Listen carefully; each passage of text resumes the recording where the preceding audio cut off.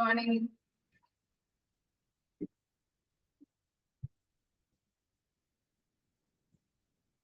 Morning.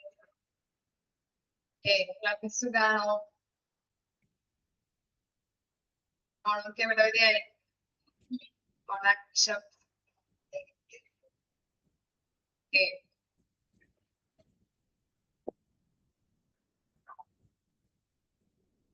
Okay.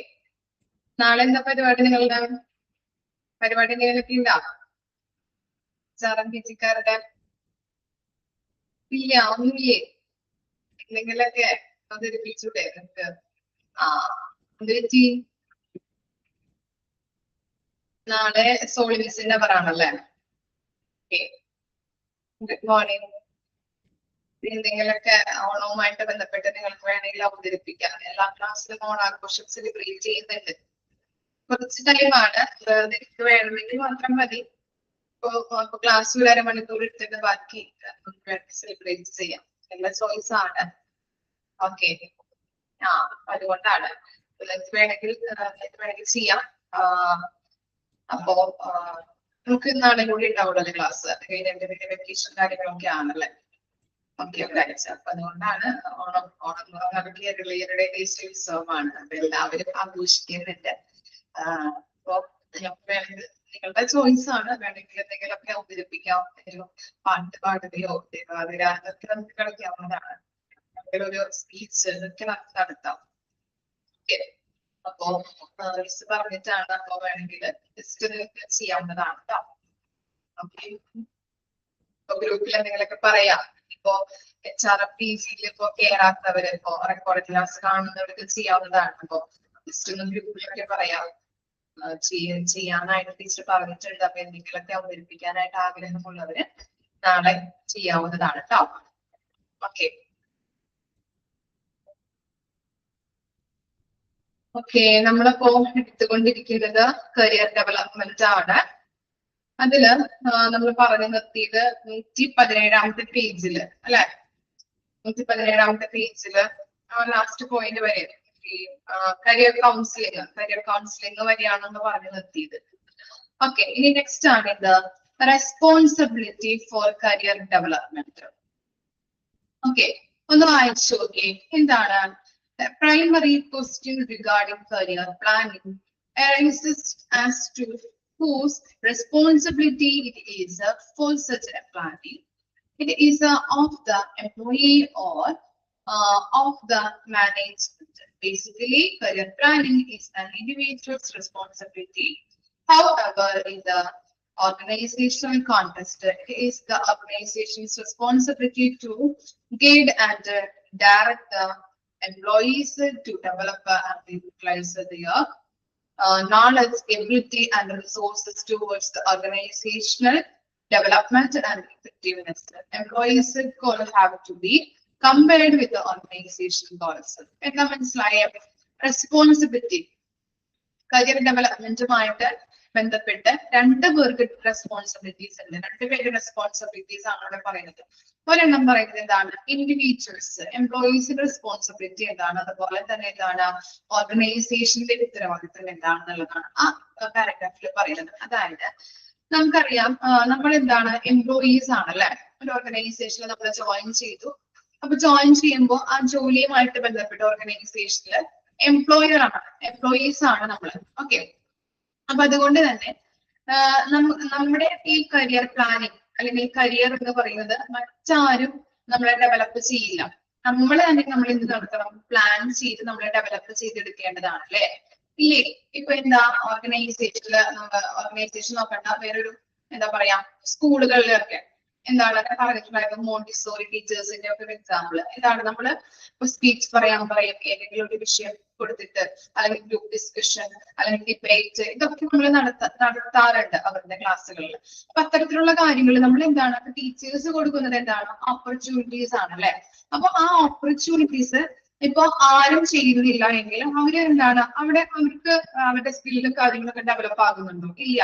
അപ്പൊ teachers കൊടുക്കുന്ന ആ വിഷയം, ഏതെങ്കിലും ഒരു വിഷയത്തെ അടിസ്ഥാനമാക്കി ഇപ്പൊ സ്പീച്ച് പറയാനാണെങ്കിൽ അവരത് എന്താണ് സമയവും കാര്യങ്ങളൊക്കെ കൊടുക്കും. ഒരു 10 മിനിറ്റ് കഴിയുമ്പോൾ നിങ്ങൾ ആലോചിച്ച് അത് ചെയ്യാം ഇതൊക്കെ പറയും നമ്മള്. അപ്പൊ അങ്ങനെ പറയുമ്പോ എന്താണ്, ആരാണോ മുൻപന്തിയിലോട്ട് വരുന്നത്, ആരാണോ അത് ആക്സെപ്റ്റ് ചെയ്യുന്നത്, അവരുടെ സ്കില്ലും നോളജും ഒക്കെയാണ് ഡെവലപ്പ് ചെയ്യുന്നത് അല്ലെ. കമ്മ്യൂണിക്കേഷൻ സ്കിൽ ആയാലും അവർക്ക് പല രീതിയിലുള്ള സ്കില്ലുകൾ ഡെവലപ്പ് ചെയ്യും. സ്റ്റേജ് ഫിയർ കാര്യങ്ങള്, നാലാളുകളോട് സംസാരിക്കാനായിട്ടുള്ള പേടി, ഇതൊക്കെ മാറും അല്ലെ. അപ്പൊ അത്തരത്തിലുള്ള സ്കിൽ അവരിൽ ഡെവലപ്പ് ആകും. അപ്പൊ എന്താണ്, ആ കുട്ടികൾ തന്നെയാണ് ഡെവലപ്പ് ചെയ്തെടുക്കുന്നത് അല്ലെ. ഇപ്പൊ ഓർഗനൈസേഷനെ സംബന്ധിച്ചിടത്തോളം എംപ്ലോയീസ് തന്നെയാണ് അവരുടെ കരിയർ പ്ലാനിങ് നടത്തേണ്ടത്. മറ്റാരും വന്നിട്ട് അവർക്ക് വേണ്ടി ചെയ്തു കൊടുക്കില്ല. ഓക്കെ. ഇനി ഓർഗനൈസേഷന്റെ ഒരു റെസ്പോൺസിബിലിറ്റി എന്ന് പറഞ്ഞാൽ എന്താണ്, അവരുടെ കരിയർ ഡെവലപ്പ് ചെയ്യാനായിട്ട്, അവരുടെ എംപ്ലോയീസിന്റെ കരിയർ ഡെവലപ്പ് ചെയ്യുന്നതിന് വേണ്ടിയിട്ട് എന്ത് കൊടുക്കുന്നുണ്ട്, ഓപ്പർച്യൂണിറ്റീസ് കൊടുക്കുന്നുണ്ട് ഇല്ലേ. അപ്പൊ അതാണ് എന്താണ് ഓർഗനൈസേഷന്റെ ഒരു റെസ്പോൺസിബിലിറ്റി എന്ന് പറയുന്നത്. അതുപോലെ തന്നെ കരിയർ പ്ലാൻ ചെയ്യുക എന്നതാണ് ആരുടെ റെസ്പോൺസിബിലിറ്റി എന്ന് പറയുന്നത്, എംപ്ലോയീസിന്റെ റെസ്പോൺസിബിലിറ്റി എന്ന് പറയുന്നത്. അതാണ് അവിടെ കൊടുത്തിരിക്കുന്നത്. മനസ്സിലായോ? നമ്മുടെ തന്നെ എന്താണോ നിന്റെ കരിയർ എന്നുള്ളത് നീ തന്നെ പ്ലാൻ ചെയ്യണം എന്നാണ് പറയുന്നത്. അതുപോലെ തന്നെ കമ്പനി അതിന് സഹായവും അവസരവും തരണം എന്നുള്ളതാണ് അതിൽ പറയുന്നത്. മനസ്സിലായോ? വായിച്ചു നോക്കിനി.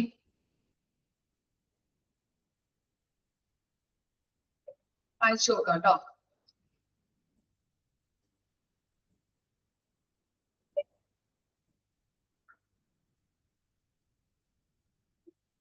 ടെക്സ്റ്റ് ബുക്കിൽ ആ പോയി കിട്ടിയായിരുന്നില്ലേ? ഓക്കെ.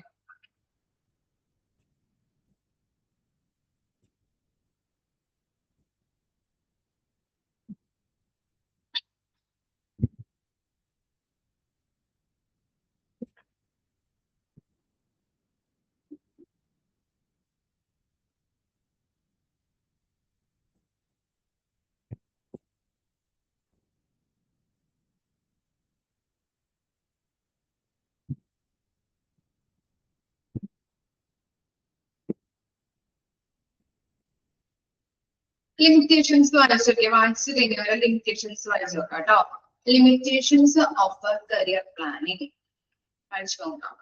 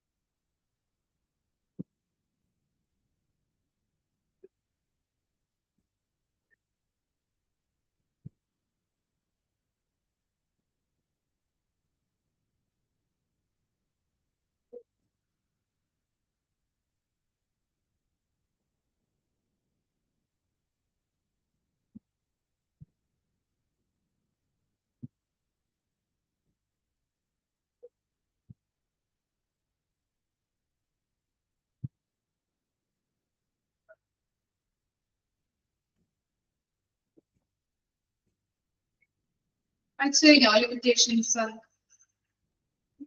ഓക്കെ.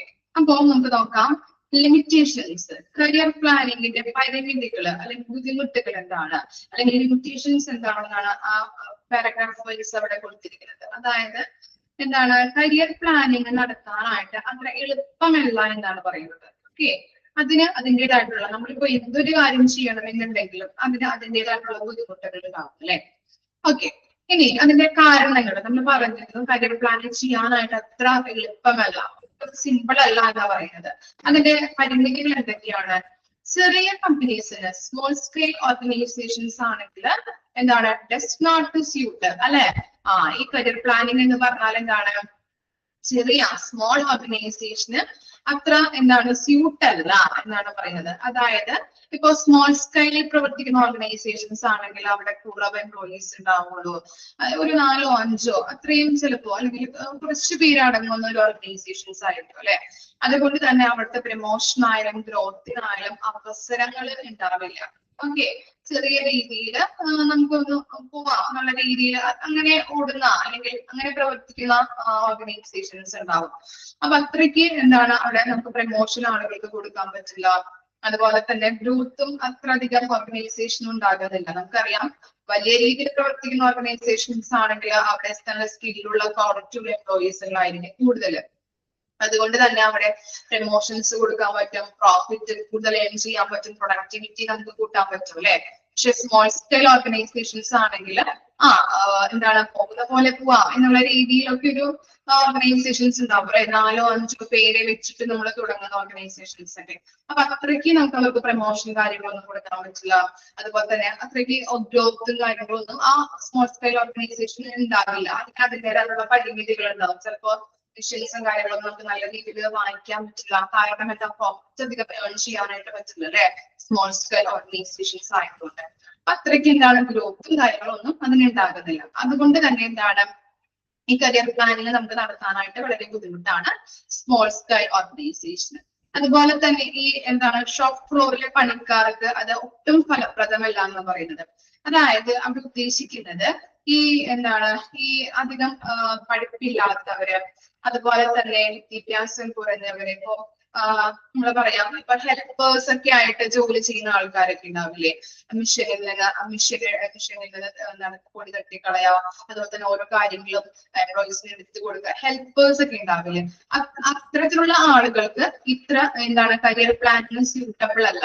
അവർക്ക് എന്താണ് ഒട്ടും ഫലപ്രദമല്ലാത്തൊരു ഇതാണ് കരിയർ പ്ലാനിങ് എന്ന് പറയുന്നത്. അധികം എന്താണ് ലിറ്ററസി, അധികം പഠിക്കാത്തവരുണ്ടാവും, വിദ്യാഭ്യാസം കുറവ്, അതുപോലെ തന്നെ എന്താണ് കുറച്ച് പഠിച്ചവരുണ്ടാവും. അപ്പൊ അവരൊക്കെ ജോലിക്ക് വന്നു കഴിഞ്ഞിട്ടുണ്ടെങ്കിൽ അവർക്ക് ഇത്തരത്തിലുള്ള കരിയർ ഡെവലപ്മെന്റിന് പറ്റില്ല, അല്ലെങ്കിൽ അതൊട്ടും സ്യൂട്ടബിൾ അല്ല എന്ന് പറയുന്നത്. എങ്ങനെയാണ് അവരുടെ ഒരു വർക്ക് എന്ന് പറഞ്ഞാൽ ഹെൽപ്പേഴ്സ്, മറ്റുള്ളവരെ ഹെൽപ്പ് ചെയ്യാനുള്ള രീതിയാണ്. ഇപ്പോ എന്താ പറയാ, നിങ്ങൾക്ക് മനസ്സിലായില്ലേ, ഇപ്പോ സഹായികളൊക്കെ ഉണ്ടാവുമല്ലോ അത്തരത്തിലുള്ള ആളുകള്.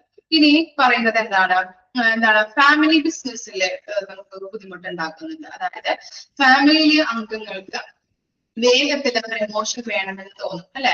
അപ്പൊ അത് മറ്റുള്ള ജീവനക്കാരോട് അന്യായമാകും. ഇപ്പൊ ഫാമിലി, ഇപ്പോ എന്താ പറയാ, ഇപ്പൊ റിലേറ്റീവ്സ് കാര്യങ്ങളൊക്കെ ഉണ്ടെങ്കിൽ, ഫാമിലിയാണ് ഒരു ബിസിനസ് ഓർഗനൈസേഷൻ നടത്തുന്നതെങ്കിൽ അവർക്ക് പ്രമോഷൻ കാര്യങ്ങളൊക്കെ ചിലപ്പോൾ നമ്മൾ കൊടുക്കും, ഫേവറേറ്റിസും കാര്യങ്ങളൊക്കെ വഴി. പക്ഷെ എന്താണ് മറ്റുള്ള ജീവനക്കാരും അതുപോലെ ഒരുപോലെ അവരെ പോലെ തന്നെ ജോലി ചെയ്യുന്ന ആൾക്കാരായിരിക്കും.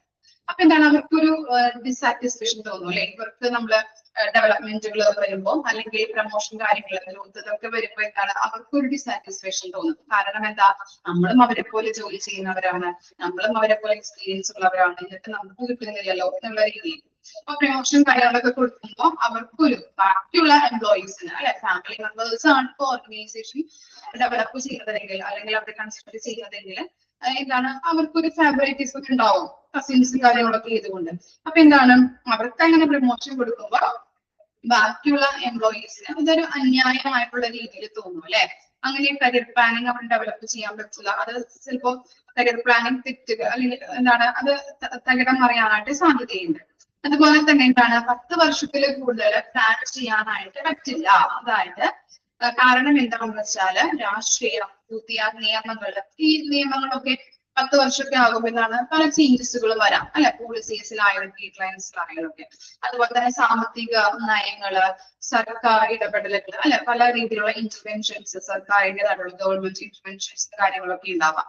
അതുകൊണ്ട് തന്നെ എന്താണ് കാര്യങ്ങളൊക്കെ മാറിക്കൊണ്ടിരിക്കുന്നുണ്ട് അല്ലെ. അപ്പോ തുടർച്ചയായിട്ട് ഒരു ബിസിനസ് ഓർഗനൈസേഷൻ ഒരുപോലുള്ള പോളിസി ആയിരിക്കും 10-15 വർഷമൊക്കെ എടുക്കുന്നത്. അതെന്താണ് ഒരു 2 വർഷം കഴിയുമ്പോഴോ 3 വർഷം കഴിയുമ്പോഴോ ഗവൺമെന്റ് പുതിയതായിട്ടുള്ള നിയമങ്ങളും ഗൈഡ് ലൈൻസും പ്രൊസീജിയേഴ്സ് ഒക്കെ ഇറങ്ങും. അപ്പൊ അതനുസരിച്ച് വേണം നമ്മൾ ഫോളോ ചെയ്ത് പോകാനായിട്ട് അല്ലെ. ഓക്കെ, അപ്പൊ ദീർഘകാലം നമ്മൾ പ്ലാൻ ചെയ്യുമ്പോൾ അതിന് നമുക്കത് നടത്തിക്കൊണ്ടു പോകാനായിട്ട് പറ്റില്ല. പോളിസി ചേഞ്ചുകളായാലും ഗവൺമെന്റിന്റെ ഇടപെടലുകളായാലും അതുപോലെ തന്നെ സാമ്പത്തിക നയത്തില്, അതുപോലെ തന്നെ എന്താണ് രാഷ്ട്രീയ പ്ലാൻ എന്താണ്, അതുപോലെ തന്നെ പുതിയ നിയമങ്ങൾ, പല ചേഞ്ചസുകൾ വരാം. അതുകൊണ്ട് തന്നെ നമുക്ക് എന്താണ് ദീർഘനാളത്തേക്ക് അത് നമുക്ക് പ്ലാൻ ചെയ്യാനായിട്ട് പറ്റില്ല എന്നാണ് പറയുന്നത്. ഓക്കെ, ക്ലിയർ ആയോ? അതൊക്കെയാണ് ലിമിറ്റേഷൻസ് എന്ന് പറയുന്നത്. ഓക്കെ,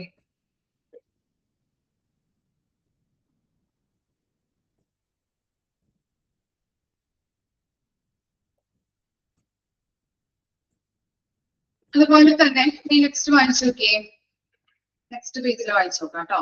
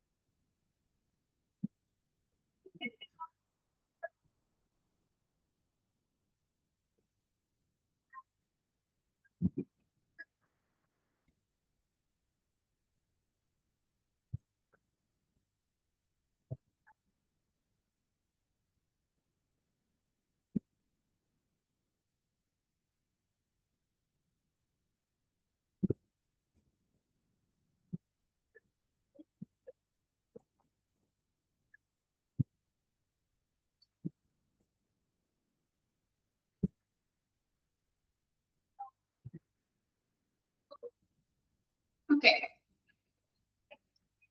വായിച്ചു കഴിഞ്ഞോ? ആ പാരഗ്രാഫിലും പറയുന്നത് എന്താണ്? ലിമിറ്റേഷൻസ് ആണ് അല്ലെ. അതായത് എന്താണ്, ഒരു ഫസ്റ്റ് പറയുന്നത് ഒരു ബാലൻസ് ഇല്ലായ്മ. അതായത് അവിടെ പറയുന്നത് ഈ നമ്മുടെ കമ്പനിയിൽ ഇപ്പോ പഴയ ജീവനക്കാരുണ്ടാവും, അതുപോലെ തന്നെ ഇപ്പൊ വാക്കൻസീസ് ഒക്കെ വരുമ്പോൾ നമ്മൾ പുതിയ ജീവനക്കാരെ നമ്മൾ റിക്രൂട്ട് ചെയ്തെടുക്കും അല്ലെ.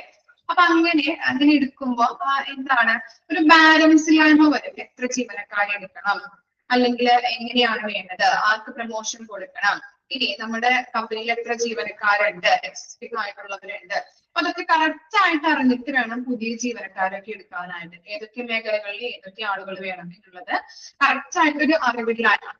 അങ്ങനെ നമ്മൾ റിക്രൂട്ട് ചെയ്തെടുക്കുമ്പോൾ ഒരു ബാലൻസ് ഇല്ലായ്മ വരാറുണ്ട്, താളം തെറ്റില്ല. അപ്പൊ അതും ഒരു പ്രശ്നമാണ്. പിന്നെ അതുപോലെ തന്നെ എന്താണ്, ക്ലിയർ ആയിട്ടുള്ള ഒരു പോളിസി ഇല്ലാത്തത്. കമ്പനിൻ്റെതായിട്ടുള്ള രീതിയിലുള്ള പോളിസീസ്, പ്രൊസീജിയർ, റൂൾസ്, റെഗുലേഷൻസ് ഒക്കെ വേണം. ചില കമ്പനീസ് നിങ്ങൾ ശ്രദ്ധിച്ചിട്ടുണ്ടാവും, ചിലവര് ഇപ്പൊ പറയുന്ന കാര്യങ്ങളായിരിക്കും ഇപ്പൊ നടക്കുന്നത്, പിന്നീട് ഒരു 2 മാസം കഴിയുമ്പോൾ അവരുടെ പോളിസിയിലൊക്കെ ചേഞ്ച് വരും. അയ്യോ എന്താ പറയാ, ഇപ്പോ എന്താ പറയാ, ഒരു ഇതുണ്ടല്ലോ, മനസ്സിലായില്ലേ പറഞ്ഞത്? അതായത് ചില കമ്പനീസില് പോളിസീസ് എന്ന് പറഞ്ഞിട്ടുണ്ടെങ്കിൽ അവർക്ക് സ്ഥിരമായിട്ടുള്ളൊരു ക്ലിയർ ആയിട്ടുള്ള ഒരു സ്ഥിരമായിട്ടുള്ളൊരു നയങ്ങളൊന്നും ഉണ്ടാവില്ല, പോളിസീസ് ഉണ്ടാവില്ല. ഇപ്പൊ 1 മാസം കഴിയുമ്പോൾ ചിലപ്പോൾ ചേഞ്ച് ചെയ്യാം, അല്ലെങ്കിൽ 2 ആഴ്ച കഴിയുമ്പോൾ ചിലപ്പോൾ ചേഞ്ച് ചെയ്യാം. നിയമങ്ങളായാലും നടപടികളായാലും അതുപോലെ തന്നെ ഗെയിംസ്, റൂൾസ്, റെഗുലേഷൻസ് ഒക്കെ എന്ത് ചെയ്യാം, ഒരു കറക്റ്റ് ആയിട്ടുള്ള സ്ട്രക്ചറിലൂടെ പോകാനായിട്ട് ചില കമ്പനീസ് പോവില്ല.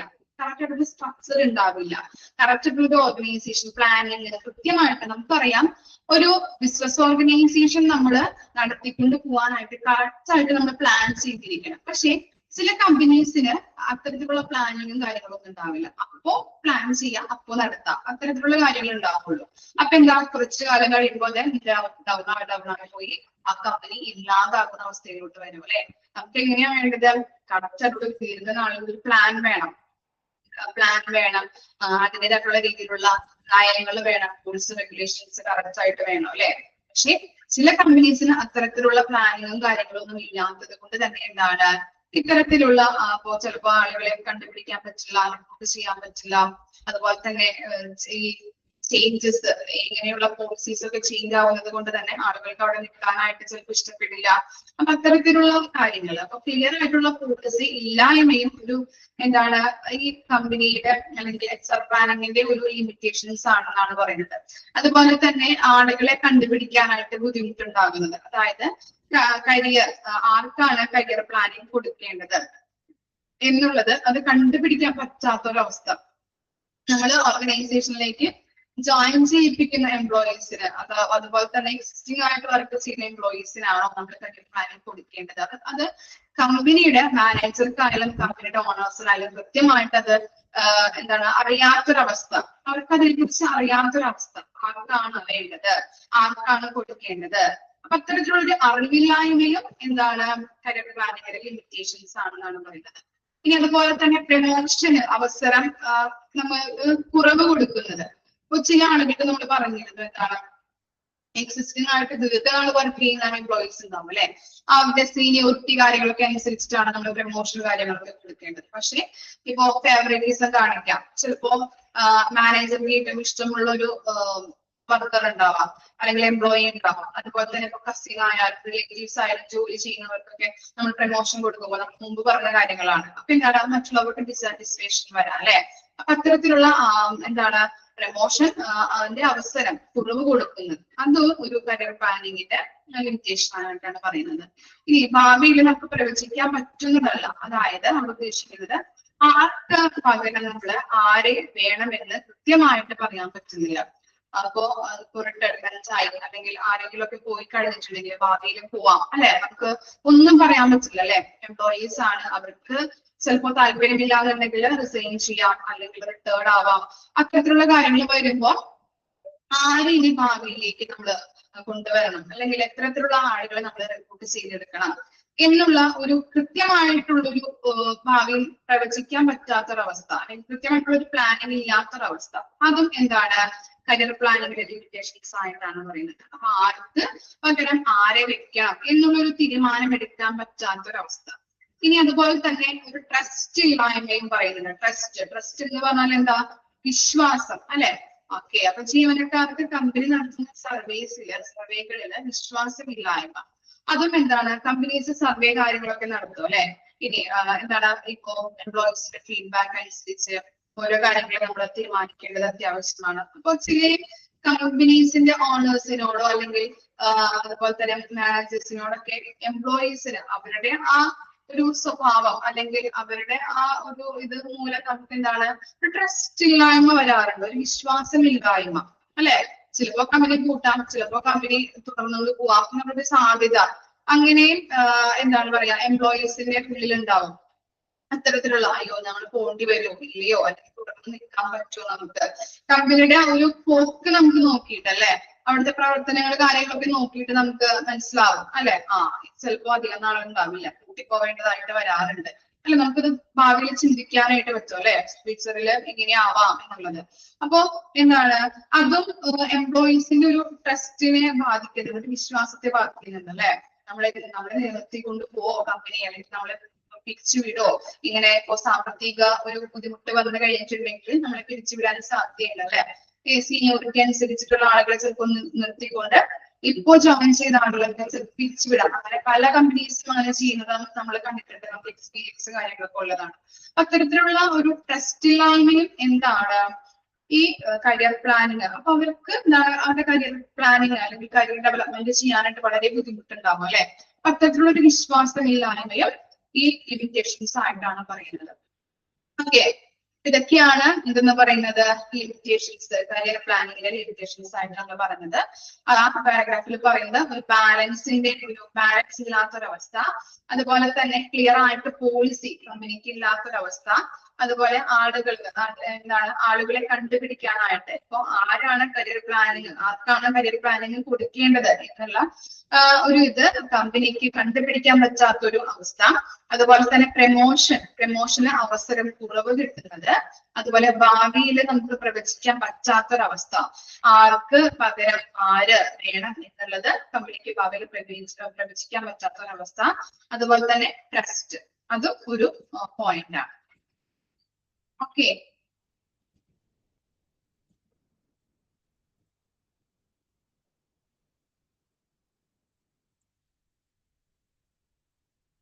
അതായത് അതില് പറയുന്നത് ചുരുക്കി പറയുകയാണെങ്കിൽ കറക്റ്റ് ആയിട്ടുള്ള ഒരു പോളിസി ഇല്ലായ്മ, കമ്പനിക്ക് കറക്റ്റ് ആയിട്ടുള്ള ഒരു പോളിസി ഇല്ലായ്മ നമ്മൾ പറഞ്ഞ കാര്യമാണ്. അതുപോലെ തന്നെ പക്ഷാപാതം കാണിക്കുന്നത് അല്ലെ, അതുപോലെ തന്നെ കമ്പനിയിലേക്ക് അവസരക്കുറവ് കിട്ടുന്നത്, കമ്പനിയുടെ ഉള്ളില് എംപ്ലോയീസിന് അവസരങ്ങൾ കുറവ്, ഓപ്പർച്യൂണിറ്റീസ് കുറവ് കിട്ടുന്നത്, ഇതൊക്കെ കരിയർ പ്ലാനിങ്ങിന്റെ ലിമിറ്റേഷൻസ് ആയിട്ടാണ് പറയുന്നത്. അതാണ് ആ പാരഗ്രാഫിൽ കൊടുത്തിരിക്കുന്നത്. ക്ലിയർ ആയില്ലേ?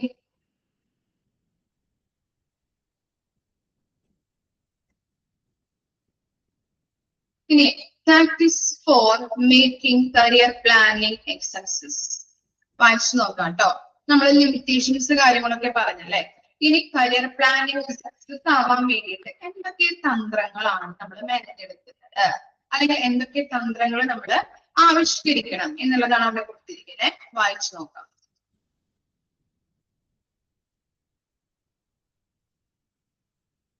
ഓരോരോ പോയിന്റ്സ് ആയിട്ട് അവിടെ കൊടുത്തിട്ടുണ്ട്.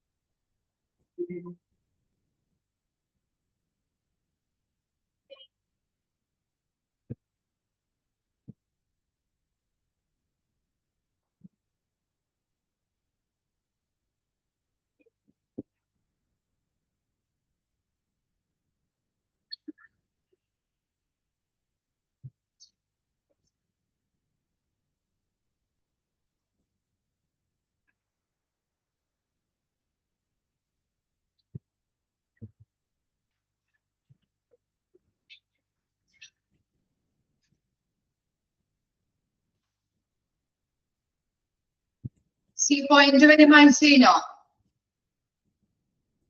ഓക്കെ, നോക്കാം നമുക്ക് സി പോയിന്റ് വരെ ജസ്റ്റ് ഒന്ന് നോക്കാം. അതായത് നമ്മൾ പറഞ്ഞു എന്താണ് കരിയർ പ്ലാനിങ് സക്സസിലേക്ക് നയിക്കാനായിട്ടുള്ള തന്ത്രങ്ങൾ എന്തൊക്കെയാണ്.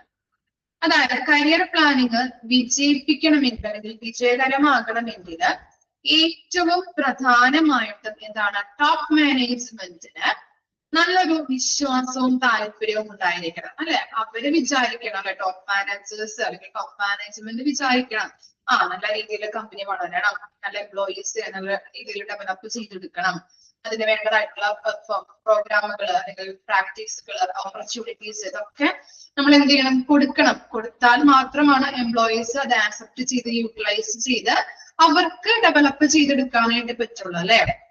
അപ്പൊ ആദ്യം ആര് വിചാരിക്കണം എന്നാ പറയുന്നത്, ടോപ്പ് മാനേജ്മെന്റിൽ ഒരു നല്ലൊരു വിശ്വാസവും അതുപോലെ തന്നെ ഇൻട്രസ്റ്റും വേണം അല്ലെ. ഇനി അവർ എന്താണ് തുടങ്ങി കഴിഞ്ഞിട്ടുണ്ടെങ്കിൽ പിന്നെ കമ്പനിയും ജീവനക്കാരും എല്ലാവർക്കും പ്രയോജനം നേടാനായിട്ട് കഴിയും അല്ലെ. അവർ വിചാരിച്ചാൽ മാത്രമാണ് അവിടെയുള്ള എംപ്ലോയീസിനായാലും, നമുക്കറിയാം ഡിഫറെന്റ് ഡിപ്പാർട്ട്മെന്റ്സ് ഉണ്ട് അല്ലെ, top level, middle level, lower level. അപ്പൊ അത്തരത്തിലുള്ള മിഡിൽ ലെവലിനായാലും ലോവർ ലെവലിലെ എംപ്ലോയീസിനായാലും നമുക്ക് നമ്മുടെ മുകളിലുള്ള അധികാരികൾ നമുക്കൊരു പ്രോത്സാഹനം തന്നു കഴിഞ്ഞാൽ നമുക്കൊരു മോട്ടിവേഷൻ കിട്ടും അല്ലെ, ചെയ്യാം എന്നുള്ള രീതിയിൽ അല്ലെ. അപ്പൊ അത്തരത്തിലുള്ള രീതിയിൽ ടോപ്പ് മാനേജ്മെന്റ് തുടങ്ങി കഴിഞ്ഞിട്ടുണ്ടെങ്കിൽ, ടോപ്പ് മാനേജ്മെന്റിന് ഒരു സപ്പോർട്ട് തന്നു കഴിഞ്ഞിട്ടുണ്ടെങ്കിൽ നമുക്ക് എന്താണ് തുടർന്ന് ജീവനക്കാർക്കായാലും മറ്റുള്ളവർക്കായാലും കമ്പനിക്കായാലും ഒരു വളർച്ച ഉണ്ടാക്കിയെടുക്കാനായിട്ട് പറ്റും അല്ലെ. ഓക്കെ, അതിലെ ഫസ്റ്റ് പോയിന്റ് നമുക്ക് നോക്കാം, ബിസിനസ് എന്റർപ്രൈസസ്. ഓക്കെ, എന്താണ് ആദ്യം കമ്പനി ആണ് വളരേണ്ടത്, അതായത് ബിസിനസ് ഓർഗനൈസേഷൻ വളരണം അല്ലെ. അതിനെന്ത് ചെയ്യണം, ആദ്യം കമ്പനി എക്സ്പാൻഡ് ചെയ്യുന്നുണ്ടെങ്കിൽ മാത്രമാണ് പുതിയൊരു പോസ്റ്റുകൾ ഉണ്ടാവുള്ളൂ അല്ലെ. നമുക്കറിയാം കമ്പനി ഇപ്പൊ ചെറിയ രീതിയിലുള്ള ഓർഗനൈസേഷൻ ആണെങ്കിൽ അവിടെ ആളുകൾ അത്രയും മതിയാവുള്ളൂ, ചിലപ്പോ ഒരു 20 അല്ലെങ്കിൽ 10 പേരെ മതിയാവും. ഇനി കമ്പനി നമ്മൾ എക്സ്പാൻഡ് ചെയ്ത് വിപുലീകരിച്ചു കൊണ്ടിരിക്കുകയാണെങ്കിലോ അവിടേക്ക് ആളുകളെ നമ്മൾ പോസ്റ്റ് ചെയ്യേണ്ടതായിട്ട് വരും അല്ലെ, റിക്രൂട്ട് ചെയ്തെടുക്കേണ്ടതായിട്ട് വരും അല്ലെ. അപ്പൊ അത്തരത്തിലുള്ള അവസരങ്ങൾ ആളുകൾക്ക് കൊടുക്കുന്നുണ്ട്. അപ്പൊ ആദ്യമായിട്ട് വേണ്ടത് എന്താണ്, കമ്പനി എക്സ്പാൻഡ് ചെയ്യണം അല്ലെ. എക്സ്പാൻഡ് ചെയ്യുന്നുണ്ടെങ്കിൽ പുതിയ പോസ്റ്റുകൾ ഉണ്ടാകുന്നുണ്ട്. അതുപോലെ തന്നെ പോസ്റ്റുകൾ ഉണ്ടാകുന്നത് എങ്ങനെയാണ്, നമുക്ക് പ്രമോഷൻ കിട്ടി പോകുമ്പോ അല്ലെ. എക്സിസ്റ്റിംഗ് ആയിട്ട് ജോലി ചെയ്യുന്ന ആളുകൾക്ക് പ്രമോഷൻ കിട്ടുമ്പോഴാണ് അതിലേക്ക് ആളുകളെ നമ്മൾ റിക്രൂട്ട് ചെയ്തെടുക്കുന്നത്. അപ്പൊ അതുവഴി കമ്പനി ആദ്യം എക്സ്പാൻഡ് ചെയ്യണം. ഇനി എക്സ്പാൻഡ് ചെയ്യുമ്പോൾ പുതിയ പോസ്റ്റുകൾ ഉണ്ടാകുന്നു, അതുപോലെ തന്നെ പ്രമോഷൻ, അതുപോലെ തന്നെ വെർട്ടിക്കൽ മൊബിലിറ്റിക്കൊക്കെ അവസരങ്ങൾ നമുക്ക് കിട്ടും. ഓക്കെ, അതാണ് ഫസ്റ്റ് ഒരു ടാക്ടിക്സ് എന്ന് പറഞ്ഞിട്ടുണ്ടെങ്കിൽ, ഒരു തന്ത്രം എന്ന് പറഞ്ഞാല്. ഇനി നെക്സ്റ്റ് എന്താണ്, എന്താ പറയുന്നത്, നെക്സ്റ്റ് ടാക്ടിക്സ് എന്ന് പറഞ്ഞിട്ടുണ്ടെങ്കിൽ, നെക്സ്റ്റ് സ്ട്രാറ്റജി എന്ന് പറഞ്ഞു കഴിഞ്ഞിട്ടുണ്ടെങ്കിൽ എന്താണ്, വ്യക്തമായിട്ടുള്ള ലക്ഷ്യങ്ങൾ ഉണ്ടായിരിക്കണം കമ്പനിക്ക്. അതായത് ഇപ്പൊ കമ്പനി 5, 10, 15 വർഷങ്ങള്, ഓക്കെ, അപ്പൊ അവര് പറയുന്നുണ്ട് 5, 10, 15 വർഷത്തേക്ക് ഒരു ക്ലിയർ ആയിട്ടുള്ള പ്ലാൻസ് അല്ലെങ്കിൽ എയിംസ് ആർക്കുണ്ടാവണം, കമ്പനിക്ക് ഉണ്ടാവണം. ഒരു ലോങ് ടേം ആയിട്ടുള്ള ഒരു ഗോൾ അച്ചീവ് ചെയ്യാൻ രീതിയിലുള്ള ഒരു പ്ലാൻ കമ്പനിക്ക് ഉണ്ടായിരിക്കണം. അതിന്റെ അടിസ്ഥാനത്തിൽ എന്ത് മാറ്റം വരും, ഓക്കെ, നമുക്കറിയാം ഇത്രയ്ക്ക് എന്താണ് ഇപ്പൊ ഒരു 10 വർഷത്തേക്ക് നമ്മൾ പ്ലാൻ ചെയ്യുമ്പോൾ അതിന്റെ ഇടയിൽ പല മാറ്റങ്ങളും പല ചേഞ്ചസുകളും, ഇപ്പൊ പോളിസി ചേഞ്ചസ് നമ്മൾ പറഞ്ഞോ, അതുപോലെ തന്നെ ഗവൺമെന്റിന്റെ ഇന്റർവെൻഷൻസ് കാര്യങ്ങൾ ഇതൊക്കെ ഉണ്ടാവും. അതൊക്കെ നമ്മൾ നോക്കിയിട്ട് വേണം പ്ലാൻ ചെയ്യാനായിട്ട്, നമ്മളത് സെറ്റ് ചെയ്തിരിക്കണം. ഓക്കെ, അല്ലെങ്കിൽ 10 വർഷത്തേക്ക് നമ്മൾ പ്ലാൻ ചെയ്തു, അതിന്റെ ഇടയിൽ പോളിസി ചേഞ്ച് വന്നു, ഗവൺമെന്റ് ഇന്റർവെൻഷൻസ് വന്നു, സാമ്പത്തിക നയങ്ങൾ ഇതൊക്കെ വന്നു കഴിഞ്ഞിട്ടുണ്ടെങ്കിൽ അയ്യോ ഇത് വന്നല്ലോ എന്ന് പറഞ്ഞിരിക്കാതെ എന്ത് ചെയ്യണം, അതിനുള്ള ഇത് നമ്മൾ ആദ്യമേ പ്ലാൻ ചെയ്യണം. നമ്മൾ 10 വർഷത്തേക്ക് പ്ലാൻ ചെയ്യുമ്പോൾ ഇതൊക്കെ വരും എന്ന് പ്രതീക്ഷിച്ച് വേണം നമ്മൾ പ്ലാൻ ചെയ്യാൻ വേണ്ടിയിട്ട്. ഇനി അപ്പൊ അതിന്റെ മാറ്റങ്ങൾ, അതുപോലെ തന്നെ ടെക്നോളജിക്കൽ ചേഞ്ചസ് നമുക്കറിയാം അല്ലെ, പല പല ഇന്നോവേഷൻസ് ദിനംതോറും വന്നുകൊണ്ടിരിക്കുന്ന ചേഞ്ചസുകളാണ് അല്ലെ, പുതിയ ടെക്നോളജി ചേഞ്ചസ് കാര്യങ്ങളൊക്കെ. അപ്പൊ അതനുസരിച്ച് നമ്മൾ അത് പരിശോധിച്ചിട്ട് വേണം നമ്മൾ എന്ത് ചെയ്യാനായിട്ട്, ഇങ്ങനെയുള്ള ലോങ് ടേം എയിംസുകൾ സെറ്റ് ചെയ്യാൻ വേണ്ടിയിട്ട്. അല്ലെങ്കിൽ എന്താ, ആളുകൾക്കൊന്നും ഡെവലപ്മെന്റ് സംഭവിക്കില്ല അല്ലെ. ഓക്കെ, അതാണ് സെക്കൻഡ് പ്രാക്ടീസ് എന്ന് പറഞ്ഞാല്. ഇനി തേർഡ് വൺ എന്താണ്, സി പോയിന്റിൽ പറയുന്നത് എന്താണ്, അതായത് നല്ലൊരു ജീവനക്കാർ, അതായത് എന്താണ്, ലക്ഷ്യമുള്ള മോട്ടിവേഷനുള്ള കഠിനാധ്വാനം ചെയ്യുന്ന ജീവനക്കാരുടെ കരിയർ പ്ലാനിങ് നമുക്ക് എളുപ്പമാക്കാൻ പറ്റും അല്ലെ. നമ്മുടെ ഓർഗനൈസേഷനിൽ നമ്മൾ ഇന്റർവ്യൂ ചെയ്തെടുക്കുന്ന റിക്രൂട്ട് ചെയ്തെടുക്കുന്ന എംപ്ലോയീസ്, ഇത്തരത്തിലുള്ള എംപ്ലോയീസിനെ ആവശ്യമായിട്ട് വേണ്ടി വരുന്നുണ്ട് നല്ലൊരു മോട്ടിവേറ്റഡ് ആയിട്ടുള്ള, ഹാർഡ് വർക്കിംഗ് ആയിട്ടുള്ള, ഡെഡിക്കേറ്റഡ് ആയിട്ടുള്ള, അല്ലെ, അവർക്കൊരു ഗോൾ ഉണ്ടാവും, നല്ല ഇൻട്രസ്റ്റ് കാര്യങ്ങളും ഇതൊക്കെയുള്ള എംപ്ലോയീസിനെ വേണം നമ്മൾ എന്ത് ചെയ്തെടുക്കാനായിട്ട്, സെലക്ട് ചെയ്തെടുക്കാനായിട്ട്. അല്ലെങ്കിൽ എന്താണ്, അതർവൈസ് ആണെങ്കിലോ മടിയന്മാരാണ് നമ്മൾ സെലക്ട് ചെയ്തെടുക്കുന്നതെങ്കിലോ അവർക്ക് എപ്പോഴും പണി ചെയ്യാനായിട്ടൊക്കെ ഭയങ്കര മടിയായിരിക്കും, അല്ലെ, നമ്മളുടെ കാര്യങ്ങളൊന്നും കാര്യങ്ങളൊന്നും കറക്റ്റ് ആയിട്ട് നടത്തില്ല അവര്, അല്ലെ, അപ്പൊ അവർക്ക് എപ്പോഴും മടിയായിരിക്കും, ചിലപ്പോൾ ആക്സിഡന്റ് ആവാം, അത്തരത്തിലുള്ള കാര്യങ്ങളിലേക്ക് പോവാം, അല്ലെ. അപ്പൊ കമ്പനി എന്താണ്, നല്ല രീതിയിൽ പോയിക്കൊണ്ടിരിക്കുന്ന കമ്പനി ഇത്തരത്തിലുള്ള ആളുകളെ സെലക്ട് ചെയ്ത് കഴിഞ്ഞാൽ ഡൗണിലേക്ക് പോവാം, ലോസ് വരാം, അല്ലെ കമ്പനിക്ക്. അപ്പൊ കമ്പനി എപ്പോഴും സെലക്ട് ചെയ്തെടുക്കേണ്ടത് എയിമുള്ള, ലക്ഷ്യങ്ങളുള്ള ആള്, അല്ലെ, ഗോൾ ഡയറക്റ്റഡ് ആയിരിക്കണം. അതുപോലെ തന്നെ ഇൻട്രസ്റ്റ്, ഈ കാര്യങ്ങളൊക്കെ ചെയ്യാനായിട്ട് താല്പര്യമുള്ള, ഇപ്പൊ അക്കൗണ്ടന്റിന്റെ വേക്കൻസി ഉണ്ടെങ്കിൽ അത്തരത്തിലുള്ള ജോലികൾ ചെയ്യാനായിട്ട് താല്പര്യമുള്ള ആളുകൾ വേണം തിരഞ്ഞെടുക്കാനായിട്ട്. അതുപോലെ തന്നെ മോട്ടിവേറ്റഡ്, ഡെഡിക്കേറ്റഡ്, ഹാർഡ് വർക്കിംഗ്, അത്തരത്തിലുള്ള പേഴ്സൺസിനെ വേണം നമ്മള് ജോലിക്കായിട്ട്, എംപ്ലോയീസ് ആയിട്ട് തിരഞ്ഞെടുക്കാനായിട്ട്. ഓക്കെ, വായിച്ചു നോക്കാം കേട്ടോ, 3 പോയിന്റ് വായിച്ചു നോക്കാം.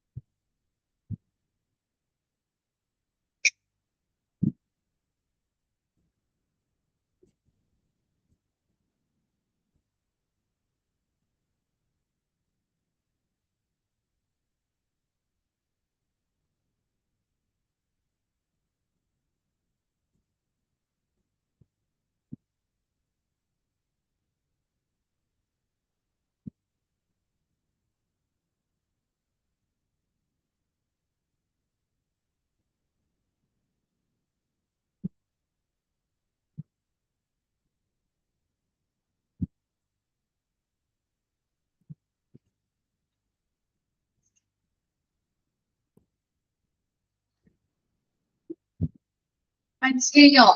3 പോയിന്റ് കൺസിസ്റ്റന്റ് ആണ്, മനസ്സിലാക്കിയാൽ മതി കേട്ടോ. ഓക്കെ, ഇനി നമുക്ക് അടുത്ത പോയിന്റ് ഡി എന്താ നോക്കി. ഡിയിൽ പറയുന്നത് ശരിയായ ആളെ ശരിയായ ജോലിക്ക് തിരഞ്ഞെടുക്കുക. അതായത് കരിയർ പ്ലാനിങ്ങിന് ഇതുവരെ നമുക്ക് എന്താണ്, കരിയർ പ്ലാനിങ് എന്ന് പറഞ്ഞാൽ അത്യാവശ്യമായിട്ട് ഓർഗനൈസേഷനിൽ അത്യാവശ്യമായിട്ട് വേണ്ട ഒന്നാണ്, അല്ലെ. ഓക്കെ, ജോലിക്ക് വേണ്ട യോഗ്യതയും എക്സ്പീരിയൻസും മാത്രം പോരാ. നമ്മൾ ആളുകളെ സെലക്ട് ചെയ്യുമ്പോൾ യോഗ്യത അതുപോലെ തന്നെ എക്സ്പീരിയൻസ് മാത്രം പോരാ, ആ വ്യക്തിക്ക് ആ കമ്പനിയിൽ തുടരാനായിട്ടുള്ള കഴിവും ഇൻട്രസ്റ്റും ഉണ്ടോ എന്ന് നമ്മൾ നോക്കണം, ഇല്ലേ.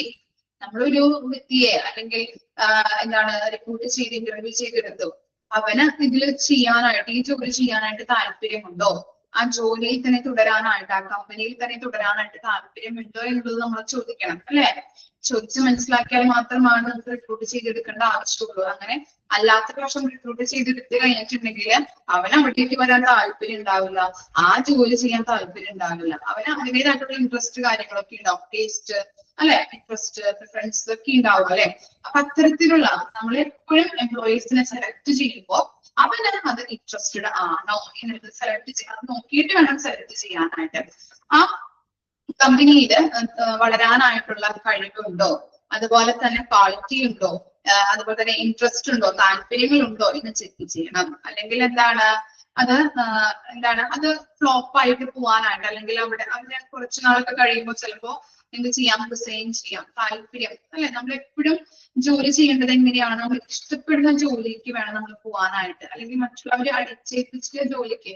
ചില അച്ഛനമ്മമാർക്ക് മകനെ ഡോക്ടർ ആക്കാനായിട്ടായിരിക്കും ഇഷ്ടം, ചിലവർക്ക് എന്താ എഞ്ചിനീയർ ആവാനായിട്ടായിരിക്കും.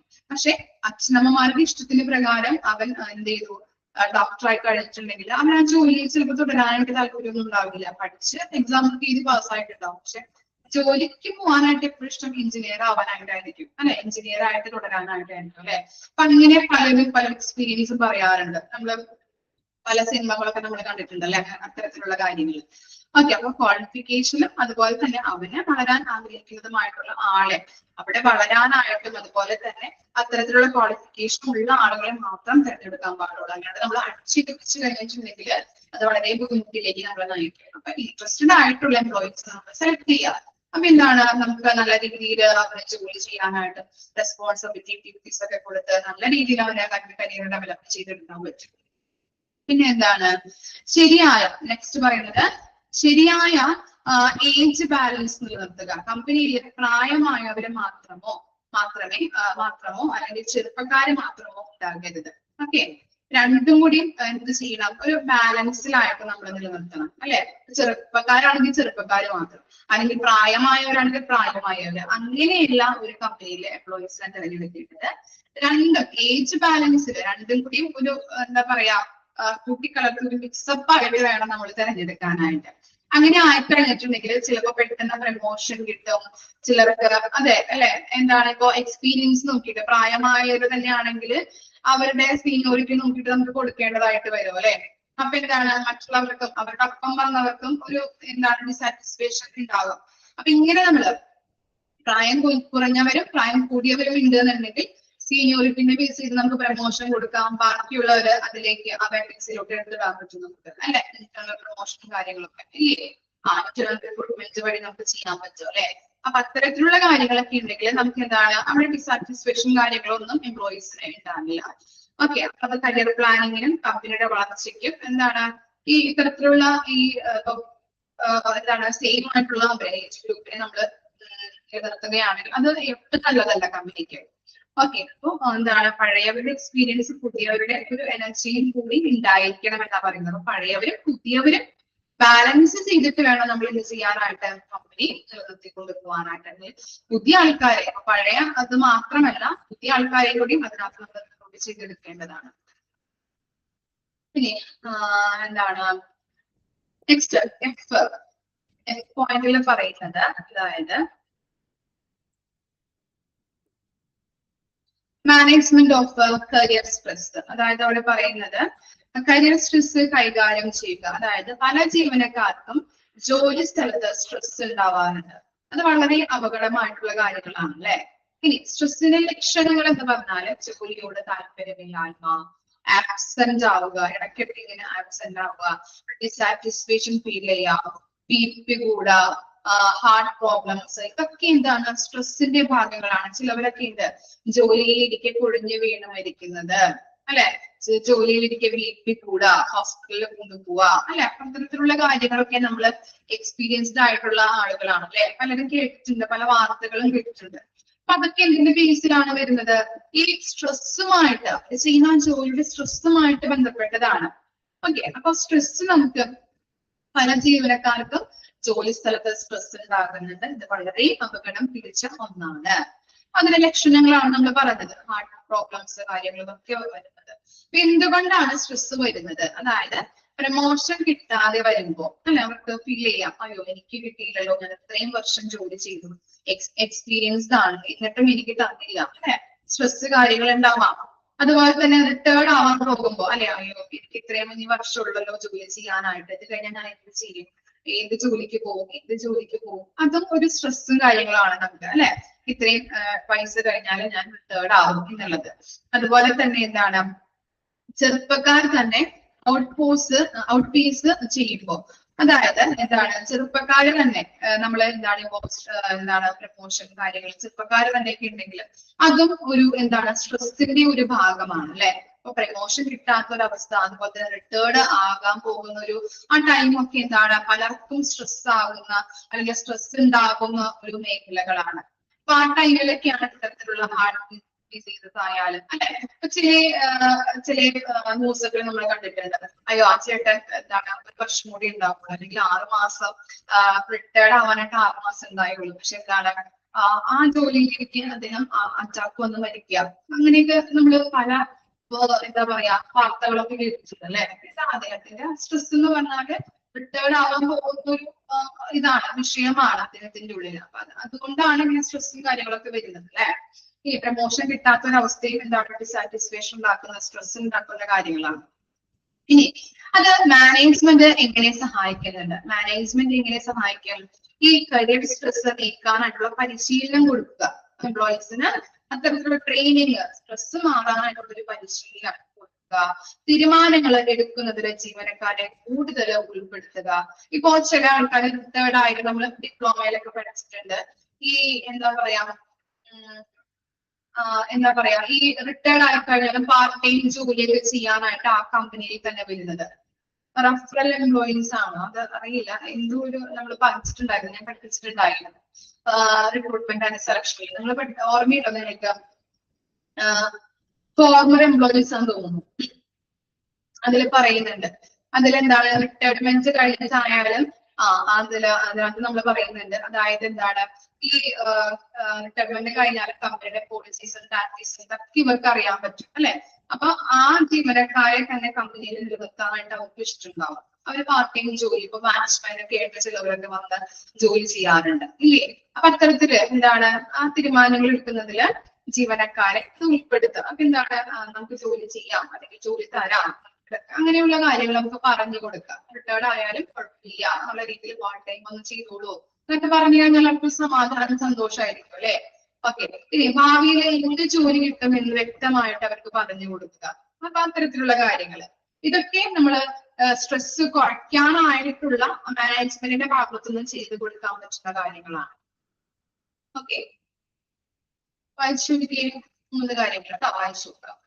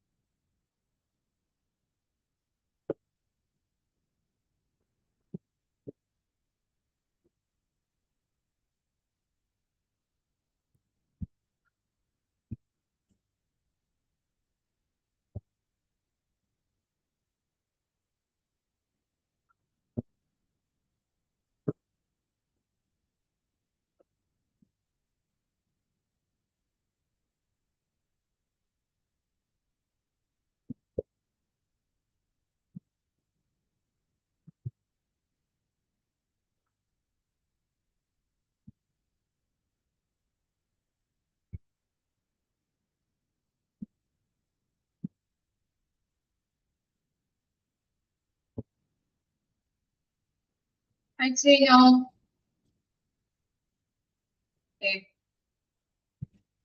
നെക്സ്റ്റ് 2 പോയിന്റ് കൂടി നമുക്ക് നോക്കാം.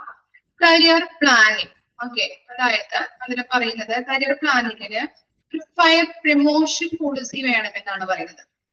ഓക്കെ, അതിനകത്ത് കരിയർ പ്ലാനിങ് വിജയിക്കണമെങ്കിൽ കമ്പനിക്ക് നല്ലതും നീതിയുക്തവുമായിട്ടുള്ള ഒരു പ്രൊമോഷൻ പോളിസി ഉണ്ടായിരിക്കണം.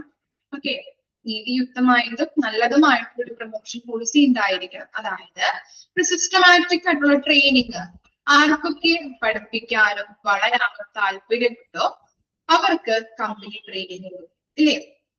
ഞാൻ പറഞ്ഞു മോണ്ടിസോറി ക്ലാസ്സിൽ ഞാനൊരു ഒരു വിഷയം കൊടുത്തു. അപ്പൊ അതിനകത്ത് ആർക്കാണ് താല്പര്യം എന്നുള്ളത് അത് നമുക്ക് മനസ്സിലാക്കും, അല്ലെ? ആളുകൾ ഇങ്ങനെ മുന്നോട്ട് പറയുമ്പോൾ അല്ലെങ്കിൽ മുന്നോട്ട് വരുന്നത് കാണുമ്പോൾ അവർക്ക് താല്പര്യമുണ്ട്. അവരുടെ സ്കില്ല് വർദ്ധിക്കാനായിട്ടും അവർക്ക് പറയാനായിട്ടും എക്സ്പീരിയൻസ് ഷെയർ ചെയ്യാനായിട്ടാണെങ്കിൽ അത്തരത്തിലുള്ള കാര്യങ്ങൾ അവർ മുന്നോട്ട് വരുന്നത് എന്താണ്? അവരുടെ സ്കില്ല് കാര്യങ്ങൾ അവർക്ക് പേടി മാറാം. ചിലർ പറയാറുണ്ട്, മിസ് ഇങ്ങനെ വിഷയം തന്നപ്പോഴാണ് എന്റെ പേടി മാറിയത്, ക്ലാസ്സിലെ 2 വാക്ക് സംസാരിച്ചപ്പോഴാണ് ഇനി എനിക്ക് ധൈര്യമുണ്ട് എന്ത് വേണമെങ്കിലും പറയാനായിട്ട്. അപ്പൊ അത്തരത്തിൽ അവരുടെ സ്കില്ല് വർദ്ധിക്കാനായിട്ട്, അല്ലെ? ആർക്കൊക്കെയാണോ വളരാനായിട്ട് ആഗ്രഹമുള്ളത് അവരുടെ താല്പര്യം നമ്മൾ അറിഞ്ഞുകൊണ്ട് അവരുടെ സ്കില്ല് വർദ്ധിപ്പിക്കാനായിട്ടുള്ള ട്രെയിനിങ് കൊടുക്കുക. അതുപോലെ തന്നെ എന്താണ് നീതിയുടെ ഒരു പ്രമോഷൻ. നമ്മൾ പറഞ്ഞു എന്താണ് നീതിയുക്തമായിട്ടുള്ള പ്രമോഷൻ പോളിസി കൊണ്ടുവരണം, അല്ലെ? ആർക്കാണോ യോഗ്യതയുള്ളത്, ആർക്കാണോ കഠിനാധ്വാനം ചെയ്യുന്നത് അവരെ നമ്മൾ നോക്കി മുൻകൂട്ടി കണ്ടുകൊണ്ട് അവർക്ക് എന്ത് കൊടുക്കണം? പ്രമോഷൻ കൊടുക്കണം. അല്ലാണ്ട് ഇപ്പൊ വന്നവർക്ക് പ്രമോഷൻ കൊടുക്കുകയല്ല ചെയ്യേണ്ടത്. എക്സ്പീരിയൻസും അതുപോലെ തന്നെ അവർ ആരാണോ ഡെഡിക്കേറ്റബിൾ ആയിട്ട് ജോലി ചെയ്യുന്നത് അവരെ നോക്കിക്കൊണ്ട് അവരുടെ നീതിയുക്തമായിട്ട് വേണം നമ്മൾ പ്രമോഷൻ കൊടുക്കാനായിട്ട്. ഇതാണ് കരിയർ പ്ലാനിങ് എന്ന് പറയുന്നത്. ഈ ഇന്റേണൽ പബ്ലിസിറ്റി എന്ന് പറഞ്ഞു കഴിഞ്ഞിട്ടുണ്ടെങ്കിൽ എല്ലാവരോടും പറയാം ഈ ഈ കരിയർ പ്ലാനിങ് എല്ലാ ജീവനക്കാരോടും നമ്മൾ പ്ലാൻ ചെയ്തിരിക്കുന്ന കാര്യം എന്താണ് എന്നുള്ളത് എല്ലാ ജീവനക്കാരോടും പറയണം. നമ്മൾ ആർക്ക് വേണ്ടിയിട്ടാണ് ഈ പ്ലാൻ എന്നുള്ളത് ജീവനക്കാർക്ക് വേണ്ടിയിട്ടാണ് നമ്മൾ പ്ലാൻ ചെയ്യുന്നത്. അത്തരത്തിലുള്ള ആരെ മുന്നിൽ കണ്ടുകൊണ്ടാണ് നമ്മുടെ പ്ലാൻ ചെയ്തിരിക്കുന്നത്, ഏത് എംപ്ലോയീസിനെ മുന്നിൽ നിർത്തിക്കൊണ്ടാണ്, മുന്നിൽ കണ്ടുകൊണ്ടാണ് എന്നുള്ളത് എംപ്ലോയീസിനോട് പറയാം, തുടർന്ന് പറയാം ആർക്ക് വേണ്ടിയിട്ടാണെന്നുള്ളത്. അതുപോലെ തന്നെ എന്തൊക്കെ വഴികളുണ്ട് ഈ കരിയർ പ്ലാൻ അല്ലെങ്കിൽ കരിയർ ഡെവലപ്മെന്റിന് വേണ്ടിയിട്ട് എന്തൊക്കെ വഴികളാണ് എംപ്ലോയീസിന് ഉള്ളത് എന്നുള്ളത്. ഓക്കെ, ഇപ്പൊ ട്രെയിനിങ് കിട്ടും, പ്രാക്ടീസ് കിട്ടും, ഇതൊക്കെ നമ്മൾ പറയുമ്പോൾ എന്താണ് അവരുടെ കരിയർ അങ്ങനെ ഡെവലപ്പ് ആകുന്നുണ്ട്, അല്ലെ? പ്ലാനിങ്ങിലൂടെ അവർ ഓരോ പ്ലാനിങ്ങും നടത്തും. അതിലൂടെ അവർക്ക് ട്രെയിനിങ് കാര്യങ്ങളൊക്കെ കൊടുക്കുന്നതിലൂടെ അവരുടെ കരിയർ ഡെവലപ്മെന്റ് അല്ലെ സംഭവിക്കുന്നുണ്ട്. അതുപോലെ തന്നെ പറയുന്നത് കമ്പനി അവരെ സഹായിക്കുന്നുണ്ട്, അല്ലെ? ഉയർന്ന ഉത്തരവാദിത്തത്തിനായിട്ട് കമ്പനി തയ്യാറാക്കുകയും അതുപോലെ തന്നെ അത് മനസ്സിലാക്കാനായിട്ട് അവർക്ക് എന്തൊക്കെ ഉത്തരവാദിത്തങ്ങളാണ് കൊടുക്കുന്നത് അതുവഴി ഓരോ റെസ്പോൺസിബിലിറ്റീസ് കറക്റ്റ് ആയിട്ട് ചെയ്യുമ്പോൾ എന്താണ് കമ്പനിക്ക് മനസ്സിലാവും, പിന്നെ അവന് അതിനോട് താല്പര്യമുണ്ട്, ആ ഡ്യൂട്ടി ചെയ്യാനായിട്ട്, ആ റെസ്പോൺസിബിലിറ്റി ചെയ്യാനായിട്ട്. അപ്പൊ വീണ്ടും അങ്ങനെ കൊടുത്തു കഴിയുമ്പോൾ അവന്റെ സ്കിൽ അതിനകത്ത് കൂടെ ഡെവലപ്പ് ആകുന്നുണ്ട്, അല്ലെ? ഓരോരോ പ്ലാനിങ് അവർ നടത്തി അതിലൂടെ ട്രെയിനിങ്, പ്രാക്ടീസ്, അതുപോലെ തന്നെ കമ്പനി കൊടുക്കുന്ന ഓരോ ഓപ്പർച്യൂണിറ്റീസും അവൻ യൂട്ടിലൈസ് ചെയ്തുകൊണ്ട് അവന്റെ കരിയർ അവൻ തന്നെ ഡെവലപ്പ് ചെയ്തെടുക്കും. അതാണ് ഇന്റേണൽ പബ്ലിസിറ്റി. കമ്പനി ഇങ്ങനെ ഓരോ വഴികൾ പറഞ്ഞു കൊടുക്കും, ഇന്നതാണ് പ്ലാൻ, ആർക്ക് വേണ്ടിയിട്ടാണ്, എങ്ങനെയൊക്കെ നമുക്ക് ഡെവലപ്പ് ചെയ്തെടുക്കാം എന്നുള്ള ഓപ്പർച്യൂണിറ്റീസ് കമ്പനി കൊടുക്കുന്നതിലൂടെ അവൻ തന്നെ അത് യൂട്ടിലൈസ് ചെയ്ത് അത് ഡെവലപ്പ് ആയിട്ട് പറ്റും. മനസ്സിലായോ? ഇതൊക്കെയാണ് ടാക്ടിക്സ് എന്ന് പറയുന്നത്. ഓക്കെ, ഇത്രയും വരെ വായിച്ച് മനസ്സിലാക്കിയിട്ട് വരണം കേട്ടോ. നെക്സ്റ്റ് ക്ലാസ്സിൽ കാണാം. ഓക്കെ, ഇനി ഓണം വെക്കേഷൻ ഒക്കെ കഴിഞ്ഞിട്ട് കാണാം. എല്ലാവർക്കും ഹാപ്പി ഓണം അഡ്വാൻസ്ഡ്. ഓക്കെ, നാളെ സോളി മിസ്സിന്റെ ക്ലാസ് ആയിരിക്കില്ല. അപ്പൊ ജസ്റ്റ് നിങ്ങൾക്ക് ചെയ്യാൻ പറ്റുന്ന പ്രോഗ്രാംസ് ഒക്കെ ഉണ്ടെങ്കിൽ ചെയ്യാട്ടോ, ഗ്രൂപ്പിൽ പറയാം. Okay okay, happy Onam. Thank you.